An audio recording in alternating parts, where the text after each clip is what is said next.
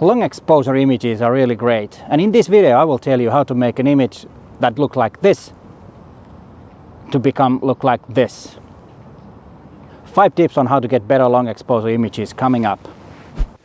Hi there, I'm Peter Forsgård, an Olympus visionary and a professional photographer from Helsinki, Finland.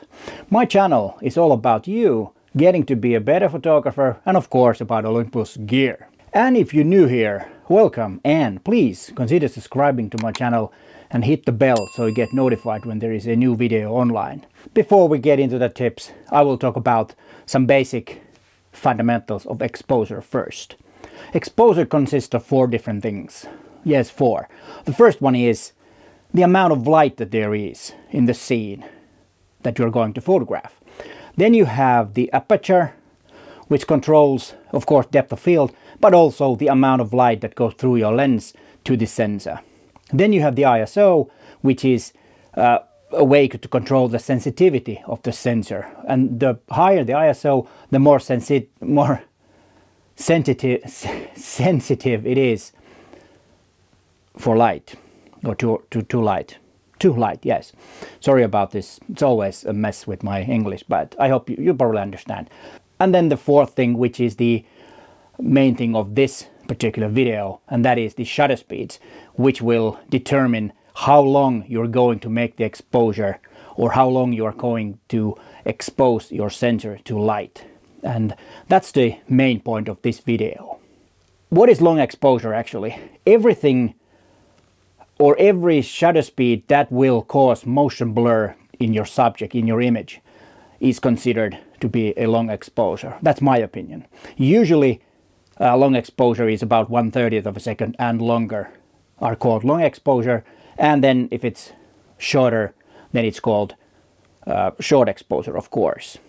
And tip number 1, take advantage of your stabilizer in your camera. There are 2 types of stabilizers. You have one in the, or you might have one in the sensor, which is called the IBIS, and then you have possibly a stabilizer in your lens, and you might even have both, and they can work together to get even better stabilizing in your camera. Like some Olympus lenses, like 12-100mm f4, 300mm f4 lens, they both have stabilizer also in the lens, and so they work in sync with the image stabilizer, which is really a great asset to you, of course, if you use them, because you can get really long shutter speeds handheld. When I say really long, I compare it to the times before we even had image stabilizers. Now you can get several second long exposures handheld. What is your record? How long have you been managed to get a sharp image handheld? What is the longest shutter speeds that you have managed to do? Tell me in the comments down below. When the exposure is more than 4 seconds, you most likely will need a tripod. And the tripod has to be quite sturdy. Cheap, very small and light tripods are not the best options. But of course, those are good if you need to carry them around a lot, then a small tripod is better. And what's good about Olympus cameras is that you don't need the biggest and most heaviest tripods. With Olympus cameras, you can have a smaller one, but do not save too much money by buying a crappy tripod, because it's going to be expensive. You need to buy another one. You might also use a cable release, use remote shutter, use OI share app to trigger the camera, so that you don't need to touch the camera when you press the shutter button, because when touching the camera it might introduce some camera shake to it. So using a remote cable, OI share app, or some other remote control to trigger the camera is a wise thing to do when using tripod. And then of course you might want to also use the self timer. But the bad thing about self timer is that you're not exactly sure when the shutter will be released. And another way to reduce the camera shake is to use electronic shutter, or you can use the anti-shock setting on your shutter. I think that's the right word, I'm not sure, but I will put it in the text somewhere around here what it is. And if you have a DSLR which does not have an electronic shutter, you might use the mirror lockup, which will reduce the camera shake. And tip number 2, make intentional camera shake and camera movement during the exposure. Who says the image has to be sharp? Move your camera during exposure to make interesting abstract images. Especially trees and other straight lines make interesting images. Tip number 3. Use moving objects as your background. Usually a busy background is not very good in an image. And sometimes in a busy city you just can't help it. There are so many different things. And if you want a more or less busy background, you can use moving object like buses, subways, trams, or whatever you can find. And here are some examples of that. As you can see, the motion in the background has made a solid and not so busy background, and I think it works really well in the cities. Then there's another thing that you can do. You can pan, which means that you will follow your subject with your camera. Set the exposure time 1/8 of a second or longer. Follow your subject and press the shutter button, and after you have taken the image, keep on following the subject. And then you will have a fairly sharp object in the middle of the frame, and then the background is blurry. This way you will get a sense of speed to the image. It can be a slower object that's moving really fast. Let me show you how to do that.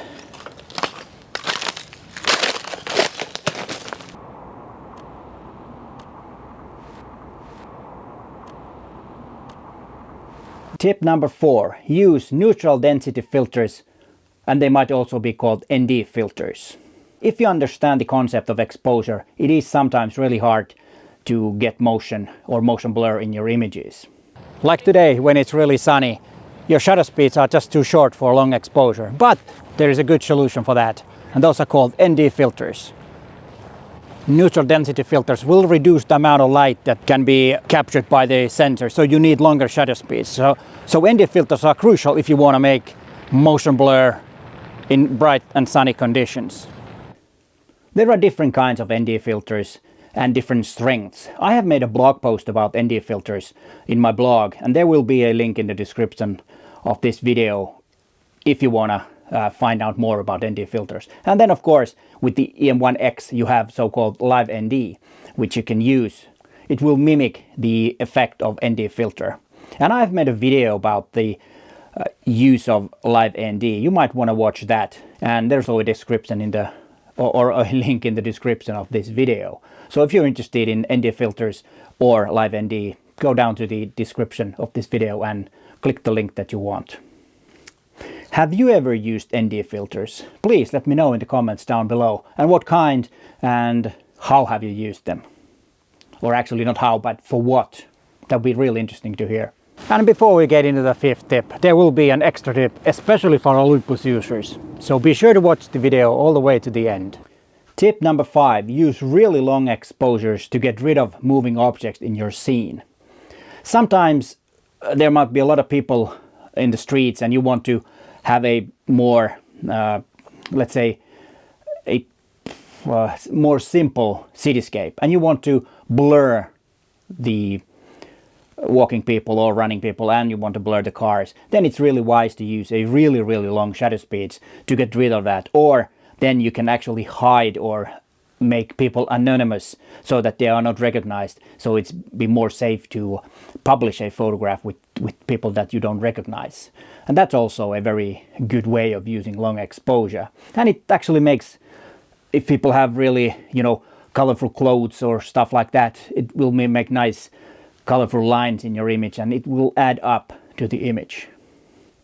And the promised extra tip: use live composite and live time. Olympus has very unique features for long exposure. You have live comp and then you have live time. And I have a whole playlist of videos about live comp. You might want to watch that after you watch this video. I will link the playlist in the description of this video, so you can click it on and watch those and learn what the live comp is. Then you have live time, which is a bit different. It's pretty close to so-called bulb, where you press the shutter and then you see the image progress in your LCD. A lot of birds, by the way. And where was I? Yeah, about the live time. You press the shutter button and you will see the image progress in your LCD or EVF. And then when the image is finished and you see that now it's good, then you just press the shutter button to end the exposure.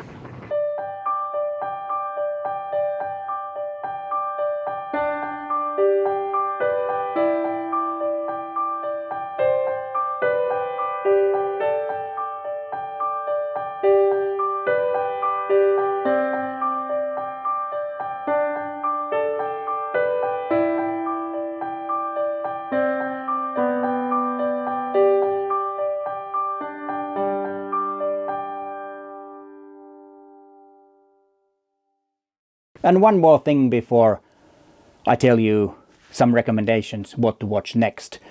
Using long exposure will warm up the sensor, and that will cause some extra noise to your images.